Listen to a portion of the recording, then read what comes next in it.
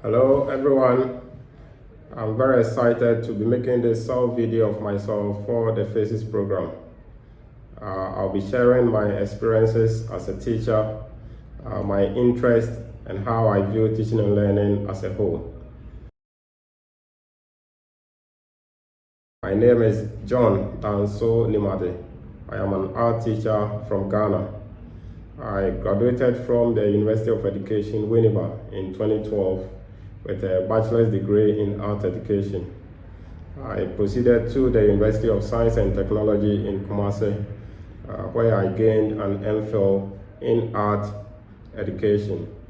My interests include cooking, reading, and watching football or soccer at my free time. Growing up, I developed interest for art when I realized that I could creatively express myself through artistic means such as drawing and painting. And so when I went to the senior high school, I opted to do visual art in order that I can build on these qualities that I had. From the university, I planned that I would teach at the senior high school so that I can also help students who had similar abilities and talents like me, in order for them to also creatively express themselves, gain confidence in themselves in the use of tools and materials for art, and then also express themselves creatively and build a career for themselves. I have the experience as well as the certification to coach soccer for ages between 7 and 22. Aside my teaching duties, I also work as the boys soccer team of my current school. This year, we were silver medalists in the regional championship for soccer. In the last 2 years, we have won gold at the zonal championship level. I serve on other committees in the school, such as the disciplinary committee, the prep committee, and the examination committee, where we supervise activities under these divisions or these departments. I have taught creative art at the elementary level, at the middle school level, and then I have taught visual arts at the senior high school level for a good number of years. I have taught subjects like graphic design, ceramic art, picture making, but currently I teach Art and Design Foundation with the inception of the new curriculum for the Ghana Education Service. We teach Art and Design Foundation to the visual art students, and I do that to the first year students.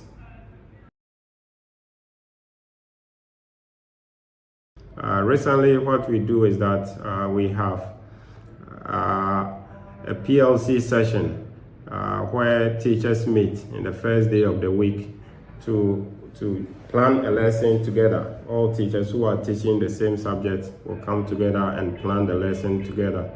And within these lesson plans, what we have is that we put in the learning or the lesson objectives.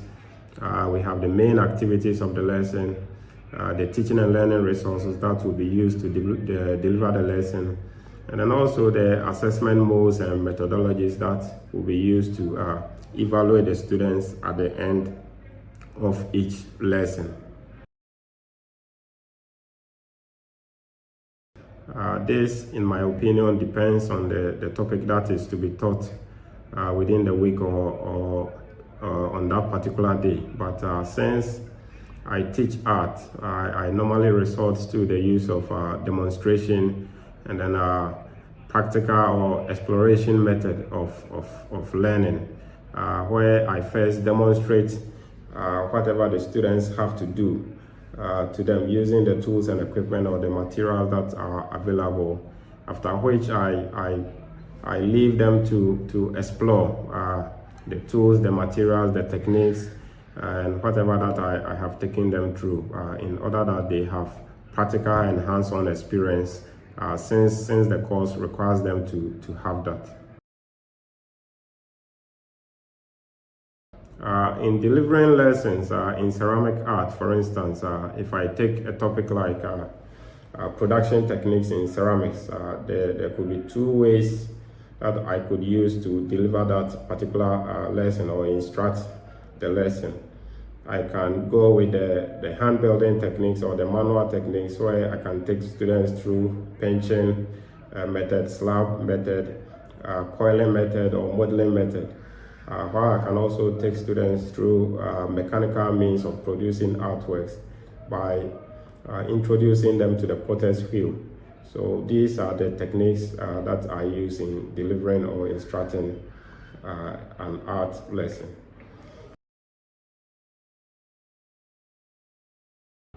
Together with my colleague tutors, we periodically engage students in student-led exhibitions, maybe at the mid part of the semester or at the end of the semester, where students are made to organize exhibitions and then showcase whatever works that they have produced within the semester.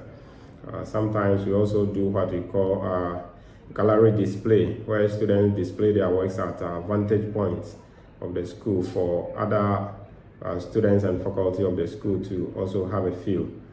At certain points in time, what we also do is that we organize competitions, art competitions between the various art classes. It could be drawing, it could be painting, it could be sculpting, it could be modeling in ceramic, depending on the topic that we choose. And this has really promoted healthy competitions and built the interest of students in the art course or art subject.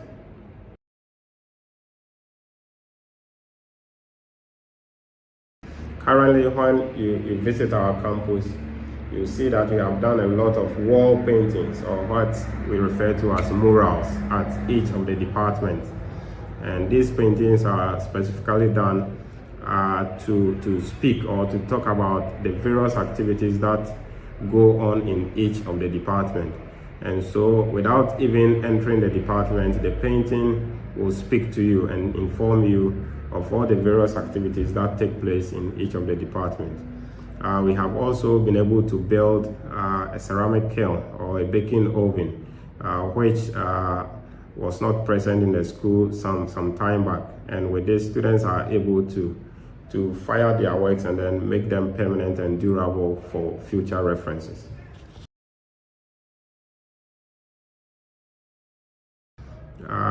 In my opinion, again, this will depend on the subject or the lesson that is being delivered, but usually you find students engaged in collaborative learning.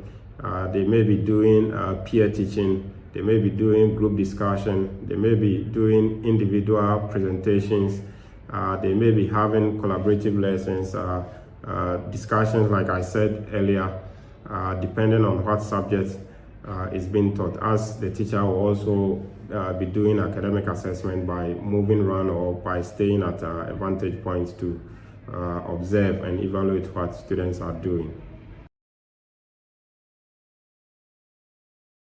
Normally, I use both the formative and the summative form of assessment. With the formative assessment, students are made to do individual quizzes, individual assignment, class exercises, oral presentation, projects on their own whilst the semester is in progress. This is done within the semester during teaching and learning. And then at the end of the semester, at the end of the entire teaching and learning processes, students are given project work and assignments. It could be written, it could be practical assignment for them to submit at the end of the semester, where they are evaluated and given feedback as a form of a summative assessment.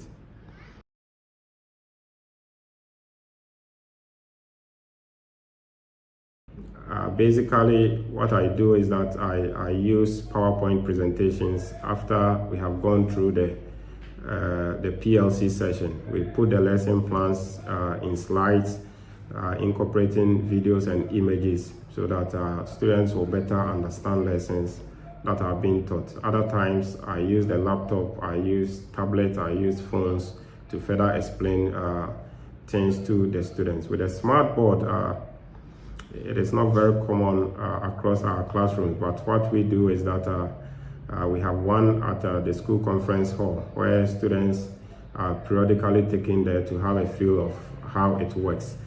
Teachers have been oriented with the use of the smart board, and so we are able to guide students to also have a feel of it by taking them through some teaching and learning processes.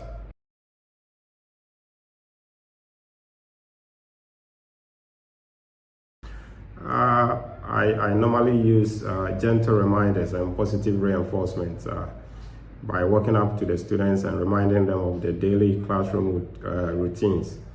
I sometimes use interactive activities to redirect their focus onto the lesson without disturbing or distracting them from the lesson, and then without diverting their attention from the lesson objectives.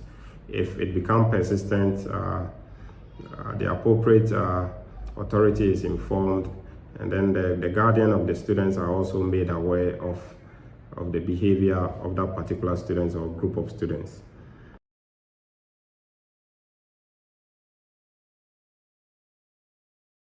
A few years ago, I had a student in my class who had problem with organizing ideas into writing. Learning disability that I have known to be dysgraphia from my university education. And so I had to find alternative means to help the students to be at par with her colleagues. And so I made her normally present her work orally through auditory means, and then sometimes through images and drawings. With time, she regained confidence and was able to catch up with the class. And this is something that I really felt proud about, and I am much delighted that I could help the students go through that.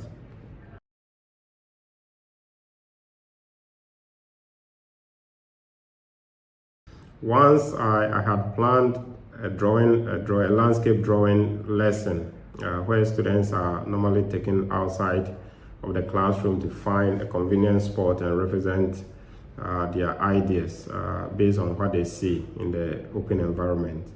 Unfortunately, it started to rain that day, and so students had to be brought back indoors. We still had to find alternative ways for them to have the lesson, and so what I did was I organized items for them on the table in what we refer to as composition drawing.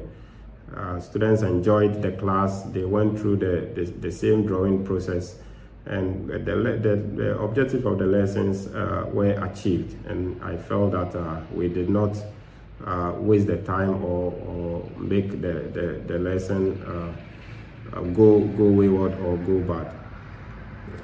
Thank you for having time for me. I hope you enjoyed the video, and I look forward to the opportunities that may come out of this. Have a nice day. Goodbye.